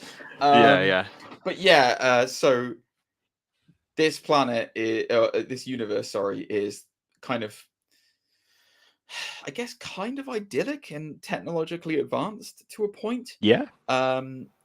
It did seem a bit bland, I will say that. Like, it obviously a lot of things are backwards, like red is go and green is stop, which they make a big deal out of explaining in the thing. But like, it was very, like, apart from it being very green and shrubbery, it was kind of just like fairly generic situation. And this is where go on Zane. I was going to say this. I guess the thing with that is trying to explain to an audience, we're in a different universe now, and this is how it looks, and things can be different. Like, stop signs can mean different things, and you see different types of signs for croissants and stuff, which was really funny. Yeah, I would have liked to have seen some. What I would have really liked to have seen is something really establishing that this was a crazy like for example, if there was a news feed or something that said like President Stark, or you know what I mean, like something that to really establish, oh yeah, this is not what it should be like at all. But yeah, it was very Back to the Future for me. Like, exactly. It felt to me more like that could have been a future version of the current universe rather than a completely different universe, So anyway, they meet up. Mordo in this reality is the Sorcerer Supreme. Stephen Strange has died fighting Thanos, so we are told. And I guess which is great. Like, putting Mordo back into the fold. Yeah. Because we haven't seen him since Doctor Strange 1. And he's an Oscar-winning actor as well, isn't he? Yeah. You want to tell me his name? No. Why not? Why not? Because why? Because you don't know how to say Chiwetel Ejiofor? Maybe. Okay, cool. Yes, that is his name, Chiwetel Ejiofor. He is incredible. He's really good. And yes, he is correct. He is an Oscar-winning actor. Yeah, if there's also one person who does not get enough screen time in this, it's him. Mordo, that we needed more Mordo in this. That's the only thing that I was kind of disappointed by, was that he wasn't in this. And also, like, that Doctor Strange's reality, like 616 version of Mordo, was not in this. We get the alternate reality Mordo. We never actually see 616 version of Mordo, which I was really gutted about. I was like, man, you're not even gonna like give him any cred in his own like reality. That sucks. Okay, this is the bit of the film where we've got into, which is really, really spoilery, guys. So you have been really, really, really well warned of massive spoilers. Mordo drugs them. They wake up in the Illuminati HQ. This group is recognized as the Illuminati. And then we get the members of the Illuminati. Rachel McAdams is working for them as a multi-dimensional expert, as Christine, but from a variant of Christine. Who do we get as the Illuminati, Zane? Excuse me. You got so excited you almost choked on your own nerve. Yeah. A little hiccup nearly came out. So with this lineup of Illuminati members, let's establish who we got. So we had Captain Carter, which some of the teaser trailers may have given away. Let's just emphasize that the first live action appearance as Hayley Atwell as Captain Carter, the basically Captain America replacement, pretty much now. Yes, it is confirmed though it's not the same Captain Carter from What If. Just so you're aware, it's not the same. I was thinking that on the way home. I wondered if. They've makes sense. It's different because she's got like a jetpack and stuff as well. So it's like, it is different. We also had Monica Rambeau as Captain Marvel. So,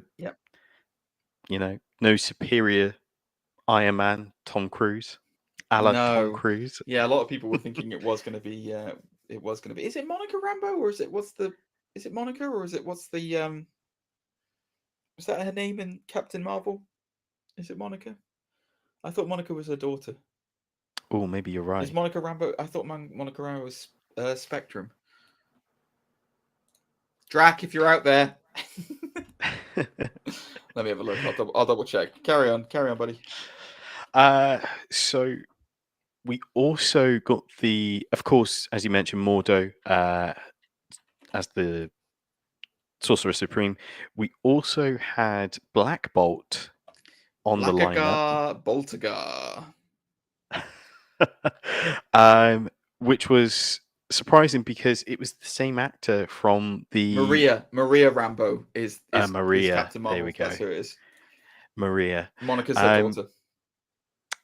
It was surprising that they had the same actor from the failed Inhuman TV show. They did. And what was spectacular is they gave him the full suit as well. He wasn't wearing that TV-esque ridiculous suit. Yes. Yeah. We'll talk about it in a minute. You keep going through the characters. Of course, Patrick Stewart reprised his role as Professor X, and X-Men 97 Professor X. Yes, he had the yellow, I don't know if you call it space chair, wheelchair, yeah, hover chair. There you go. The yellow hover chair from the cartoon, and the theme tune as well. They played the theme tune as he came. They did into the shop. Yeah. Yep. And of course, the big one. The big one. We got to see Mr. Fantastic himself, John Krasinski. John Krasinski is Mr. Fantastic, and I could not have been happier when he showed up on screen. I was like, this teleported in, especially. Oh, dude! Honestly, I am so. I read a little report today when I got back from the film where somebody said there is a possibility that this could just be a fan service casting, and he's not actually going to be Mr. Fantastic in the Fantastic Four movie. Right. But they did say anything other than that now would feel like a disappointment, and they are so right.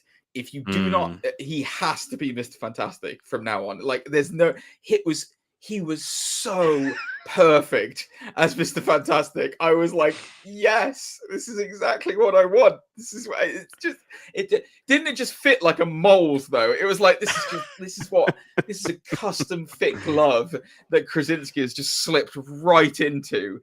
Yes. I love it. I absolutely love it. It's what surprised me as well is the volume from the audience when he appeared on screen. Oh yeah. So there was claps, there was gasps, and then there was people going, "Who?" One of my friends who was sitting next to me. Me and Zane did not sit next to each other in the cinema. He deliberately went down the other end of the aisle from me, and you walked too slow. It was, and then I end up with all your other friends. It's because we were next to my brother. What are you talking about? But he's one of the most shy, reserved people you'll ever meet in your life. And when John Krasinski turned up on screen, he yelled out next to me, "Yes!" I was like, "Oh, even he's excited about it." And then I had there was somebody like a little bit further down from us.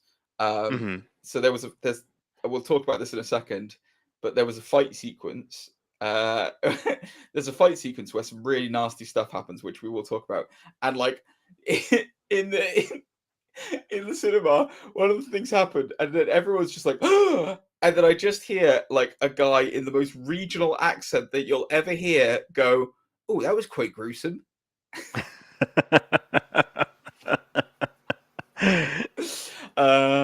So just to cover off what you said there. So yeah, obviously that links back to the story we were talking about potentially the X-Men 97 might well be part of the MCU. This could be the universe that X-Men 97 takes place in, with the Illuminati. Like this could be that X-Men 97 universe, which is why you've got that version of Professor X. I see. Black Bolt. This is the version of Black Bolt I have wanted to see on screen, being a fan of the character for so long. So we get a bit of a reveal around the idea that Doctor Strange, if that universe, actually didn't die fighting Thanos. He went bad with the Darkhold corrupting him. Made some mistakes, realized he'd made some mistakes, and then the Illuminati had to kill him. And then you see exactly what Black Bolt's voice can do. Because he whispers to him and ends up shredding him into microscopic pieces. Into dust. Dust. It is so awesome.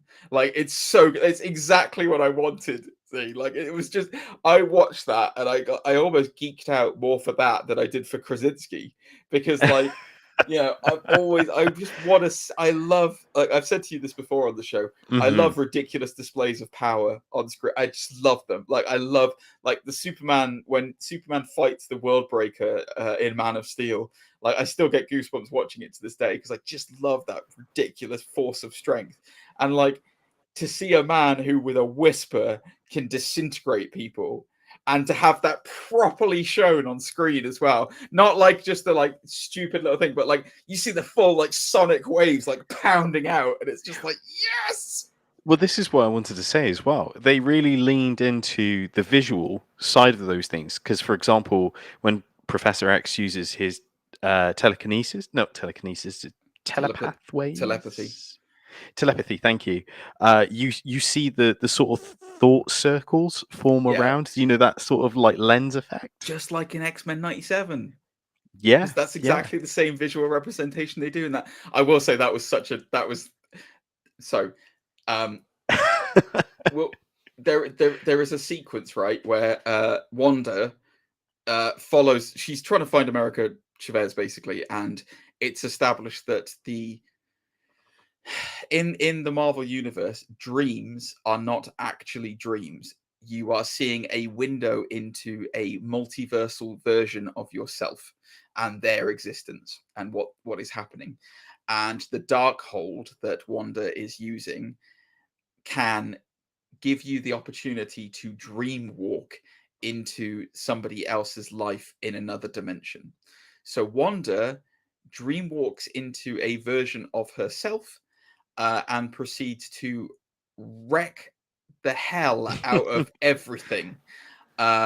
So there are we didn't talk about the Ultron bots either. There's a version of Ultron in this universe that is not evil. I mean, well, yeah, we've seen it in the trailers and such. But it was never established that it was actually, because this is actually Ultron. It's not the Iron Centurions. He actually says it by name, like he uses the name Ultron, like Ultron unit, whatever. So like somebody's made a good version of Ultron in that reality. But we still don't know who it was. Was it Mr. Fantastic? Was it Hank Pym? Who was it? Ooh. But yeah, I think this film really leans into the horror elements as well. There was a lot of jump scares in this film. There's a lot of jump scares. There's just a lot of really extreme violence as well, like genuinely really horrible violence. Like there's a couple of sequences that really stand out for me. But basically, Scarlet Witch fights the Illuminati. And it's one of the most gruesome fight sequences I think we've ever seen in the MCU. I was thinking about this as well on my journey home, because I was thinking, has there ever been, any MCU movie that has had this level of violence? And because at this point in the movie, it becomes almost like a hack and slash movie, doesn't it? Yeah. You've got this unstoppable sort of being chasing them nonstop through, corridors and blinking lights and stuff. But back to my original thought, the closest thing I could think of is the opening scene for Infinity War, where Thanos snaps Loki's neck. But even with that, there's a cutaway. You cut to Thor's reaction, and you hear it. You don't see Yeah. the full thing. Yeah. Where with this, you see everything. Oh my God. Yeah. Like, my brother asked me, should my 10-year-old nephew watch this? And I was like, no. There's a lot of there is a lot of horror elements in this. Like the two that stand out for me was she uses her reality warping powers to seal Black Bolt's mouth so he can't yell, and his own sonics liquefy his brain. Yeah. It's nasty. Like, it is really nasty. And then she literally peels Mr. Fantastic like cheese string until his brain explodes out of his body. Like a balloon. Like it pops. She cuts Agent Carter in half with her own shield. Yeah. And then Maria Rambeau, she crushes with Maria Rambeau. This is another reason why I'm talking about Captain Marvel and the OP-ness, OP-NESS nature. The overpowerness. Yes, the overpowered nature of her. She stands up to Scarlet Witch, like properly does, and doesn't. And again, it's, I guess the energy source is the same, isn't it? Because one's from the Space Stone, one's from the reality or the Mind Stone. Sorry, the Mind Stone. Yeah. But it's the same kind of level of power, and like Scarlet Witch basically wins by dropping a statue on her and killing her. But it's a hell of a fight. Like, visually speaking, it looks incredible. Like, it looks amazing. And then Professor X, we get an amazing sequence where he mind walks. Like, he basically goes into the mental realm. Like, very reminiscent of the cartoon where we've seen him walking around because obviously he can use his legs in there. With a polo neck. Yeah, turtleneck. Yeah, delivering some Cadbury's milk tray whilst he's at it. He finds the wonder that's trapped inside her own head because Scarlet Witch is mind walking, or dream walking, sorry. And then he gets his neck snapped, and it's a proper jump scare. Like, boom! He's dead, and it's like, whoa! What the hell? It's amazing. Like, it's an incredible sequence, but God, is it graphically gory and violent? Like, it was like, man, I was like, yeah, I wouldn't bring my kids to watch this. I really wouldn't. That's pretty extreme. It's the first Marvel movie where I'm like, yeah, I really wouldn't let my kids watch that. Like, that's proper extreme. It is hyper violence in the sense of, like, there's no way that these characters could ever, you wouldn't see that in real life. You'd never see a man who can elasticate himself, made his head pop like a balloon. But by the same token, it's pretty nasty. The other kind of noteworthy thing to talk about, I guess, is there's actually two things. First of all, were you like me, Zane, when it happened in the film, when Professor X used his mental powers on Scarlet Witch? Did you laugh? Because for some reason they do the weirdest shot where he's like this, and just pointing right down the camera, and I was like, when did he start doing that? When is that? That's a new thing that Professor X has not done before. Maybe. No, he didn't. I didn't laugh. He didn't, I just laughed. Kind of. I thought it was hilarious. I thought I heard someone laugh. I wasn't sure if it was your brother or. Yeah, it probably was my brother and Borry, my friend. Next to. But yeah. Oh God, what else was I going to say? There was also. As far as horror elements are concerned, the bit where he reanimates. Well, okay. So there's a big old plot hole, right? Where they're looking for this Book of the Vishanti, which is the antithesis to the Darkhold and supposed to stop anything that can be created through the Darkhold. It's supposed to be the ultimate thing to solve counterbalance, everything. The counterbalance, precisely. Which, as it turns out, the counterbalance to Scarlet Witch is America Chavez. In the end, that's what the counterbalance is. There's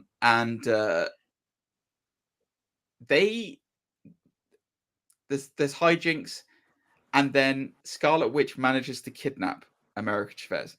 Now, it's been established earlier on in the film that when Mm-hmm. Scarlet Witch gets America Chavez, within like seconds, she starts to suck the power out of her and kill her. Yeah. And yet, for some reason, when she kidnaps America Chavez this time and sends Stephen Strange to another reality, doesn't kill her instantly, decides to do some kind of weird ritual with her. And she's alive for a long time while Stephen Strange is having that musical fight with the evil version of himself. Yeah. Any explanation for that, Zane? It's a stretch, but she's discovered her throne. Right. Yeah, the Darkhold and- gets destroyed, by the way, and then it turns out that the Darkhold was a copy of original writings from a mountain, like, summit thing, whatever. Yeah.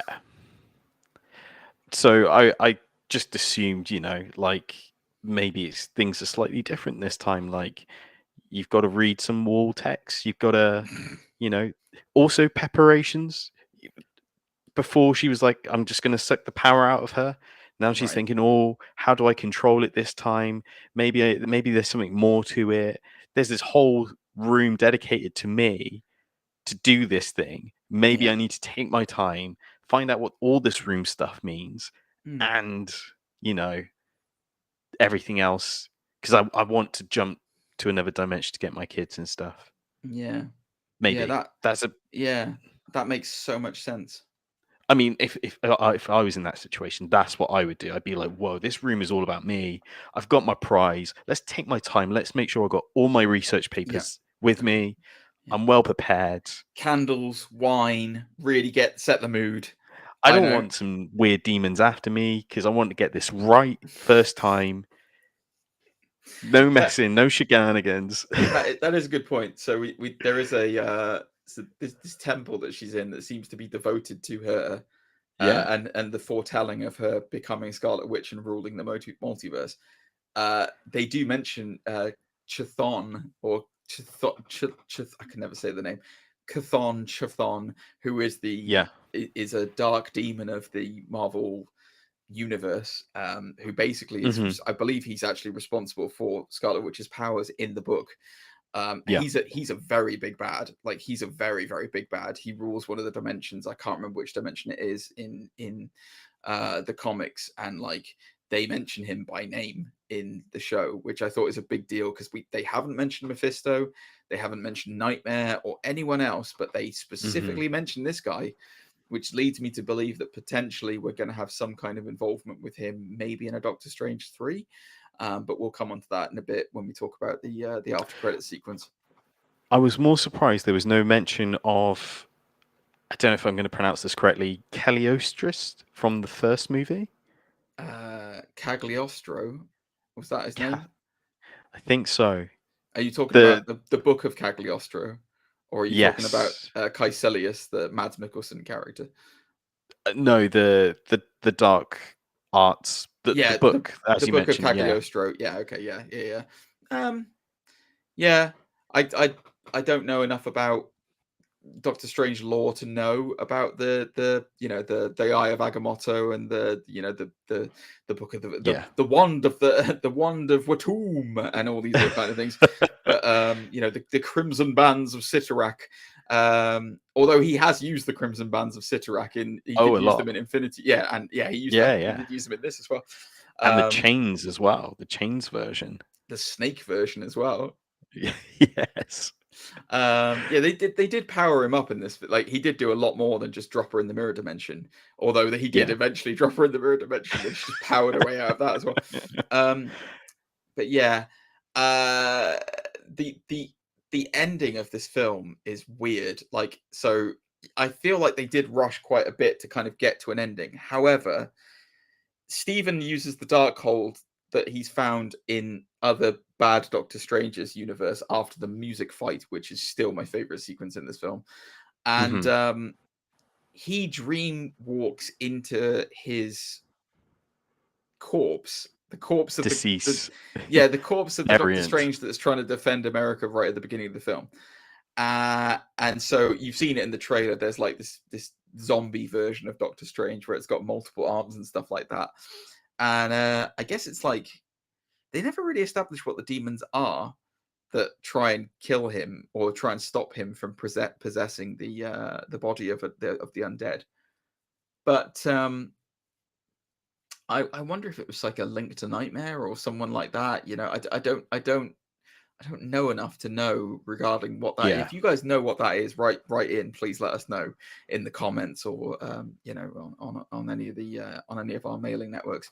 But like the fight sequence at the end was kind of like it was just a big deal, I guess, to see the visual spectacle of seeing Doctor Strange in a corpse. I guess, you know, zombie Doctor Strange. Yeah, I think it was a very cool visual, and I think it was also a great sort of moment to a degree as well, where you know, he was almost being drowned by the ghouls and The such dead. for for breaking the rules of, you know, possessing a corpse, and it's I was going to call her night nurse.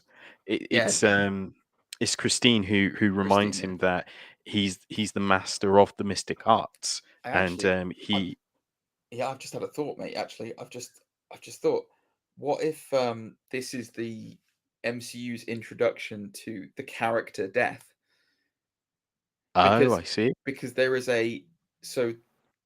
one of the big things that was always in that they established right back from the Avengers was they said, you know, to court the Avengers is to court death, and then you got the Thanos reveal because in the books Thanos is obsessed with death and wants to impress her.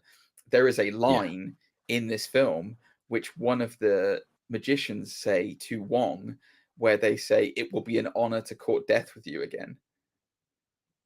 And then you get all this stuff about it's you can't reanimate the dead, and these things trying to drag him down into the. I wonder if this is like them trying to introduce the concept of an embodiment of death, and there are consequences to perversing life and death.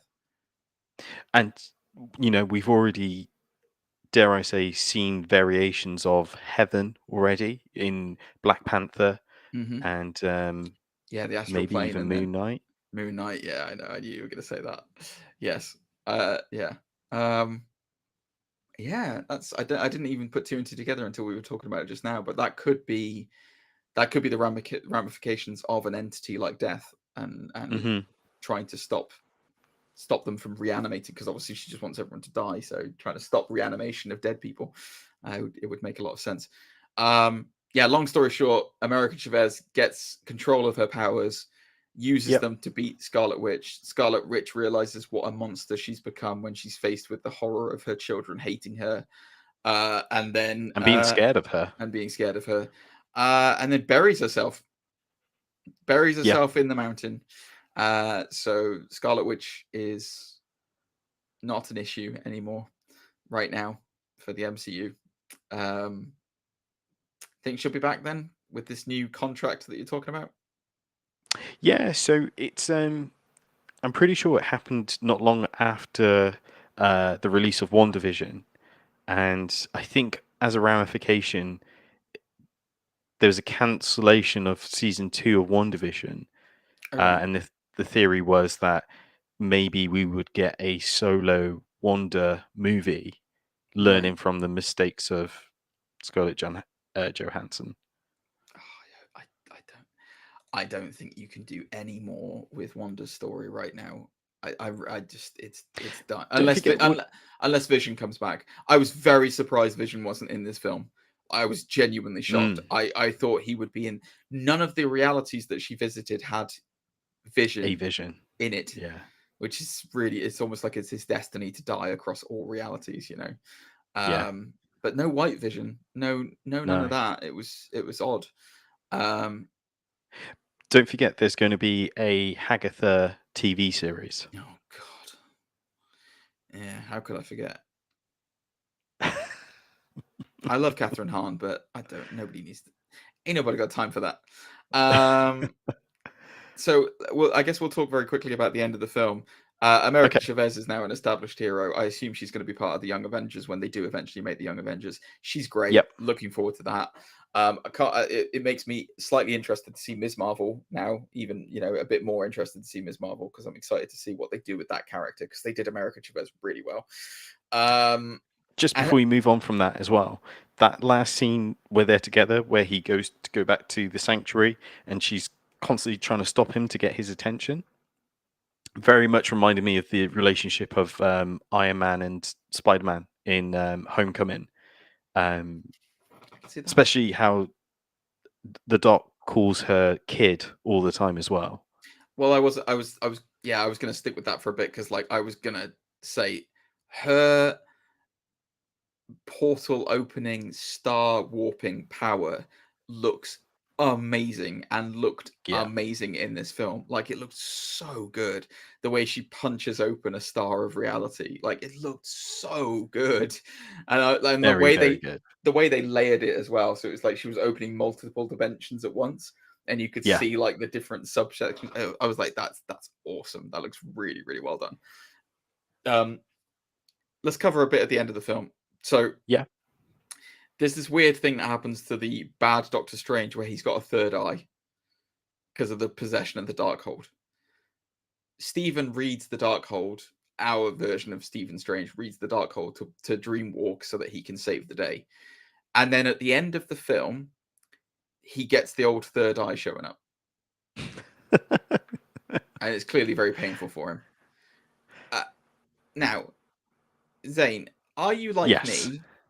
And you found it extremely disjointing that there was that, and then the end credit sequence, he's immediately fine, and it's just like, "Hey, I got a third eye now."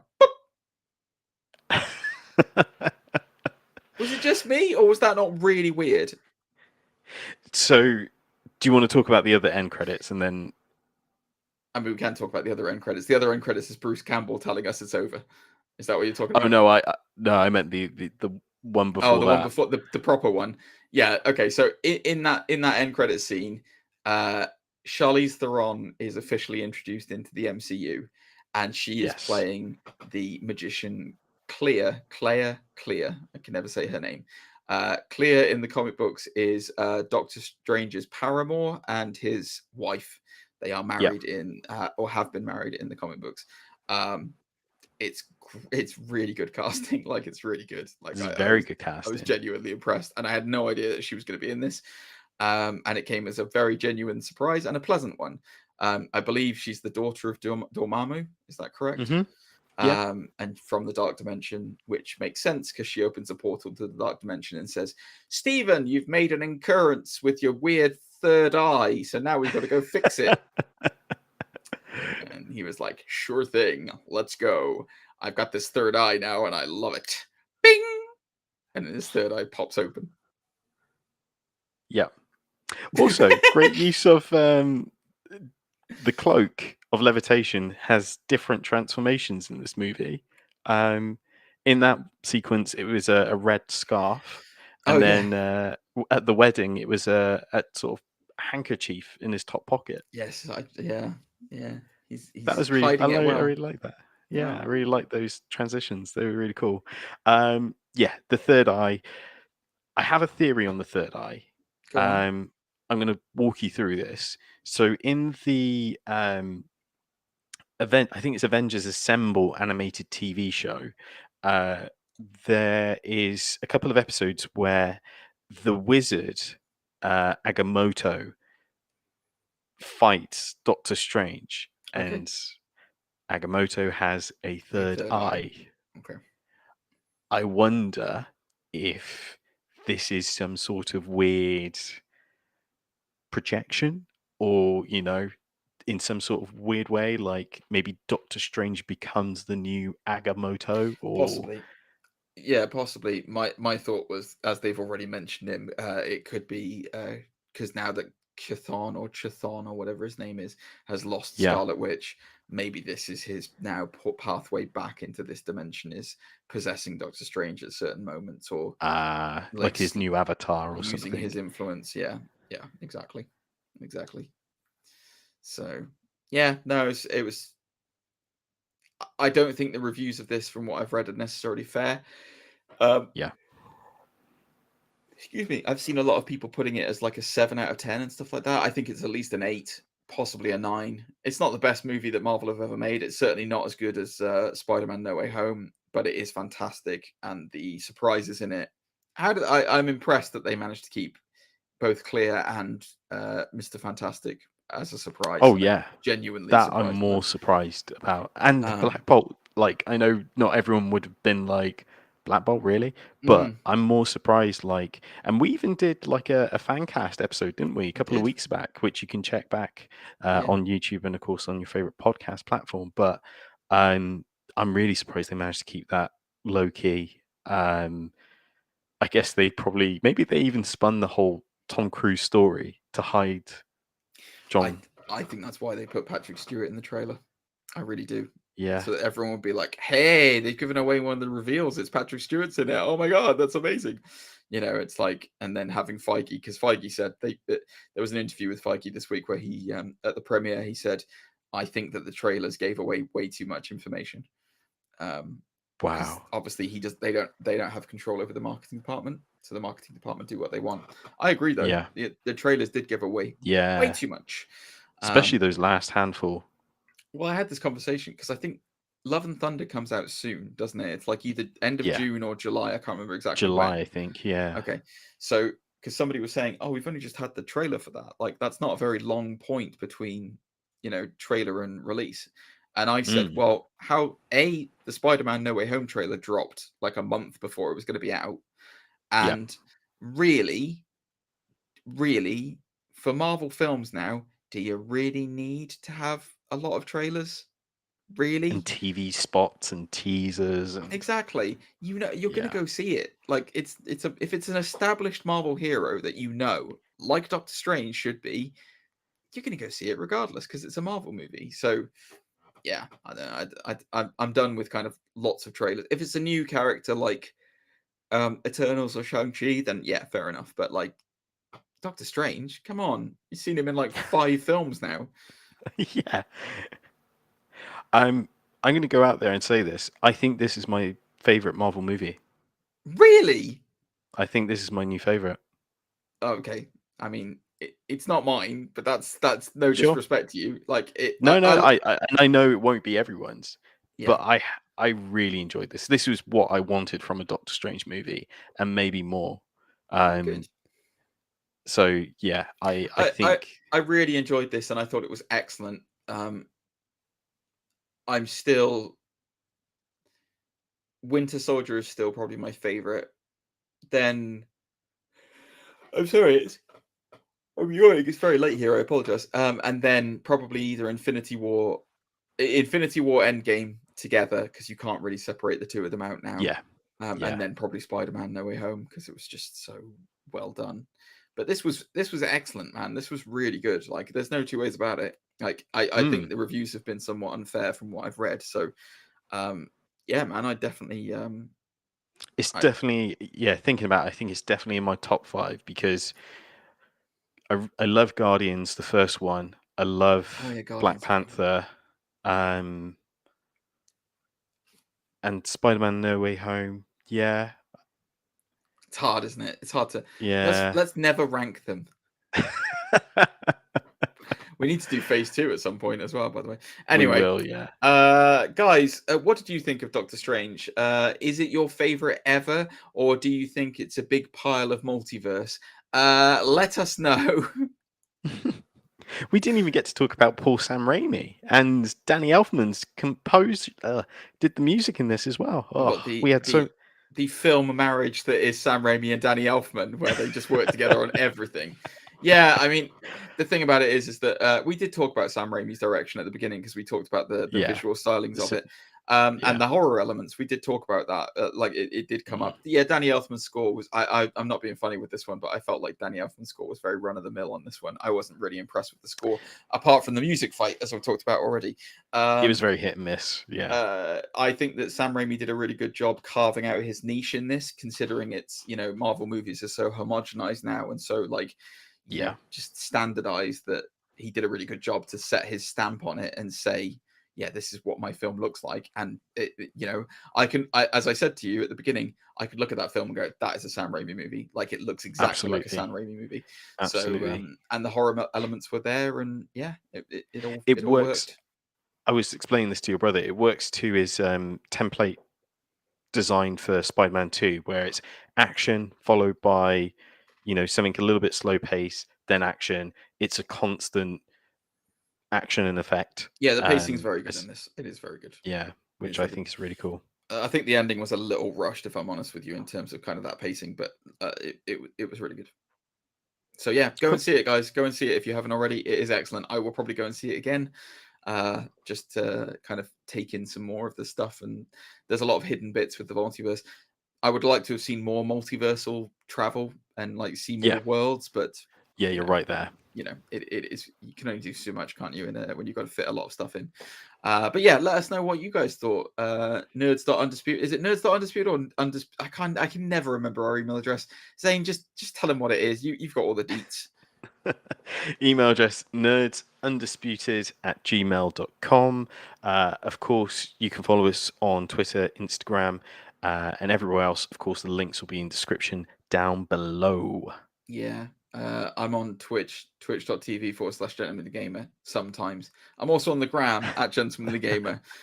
Come and drop me any kind of messages. Well, no, maybe not any kind of messages. I don't need any more, below the waist bat flip pics. I've had it with that. But yeah, no, it's good. It's really late here and it's a work night and I'm going to be wiped tomorrow at work. And then I've got a drinks do after work as well, so it's not going to be clean tomorrow, Zane. It's going to be very messy. It's going to be very, very messy. I don't know what we're talking about next week. Oh, it's Moon Knight, isn't it? That's what. Yes, Moon Knight. So make sure to like, share, subscribe to the channel and your favorite podcast platform, as you'll get to see our thoughts and review on Moon Knight. Yes, but yeah, go and watch Doctor Strange, guys. It was great. Zane, I'm going to pass out. Okay, I'm going to log off now as well. So thanks for watching, thanks for listening, and we'll no doubt catch you in the next one. Have a good week, guys. We'll see you next week. Bye.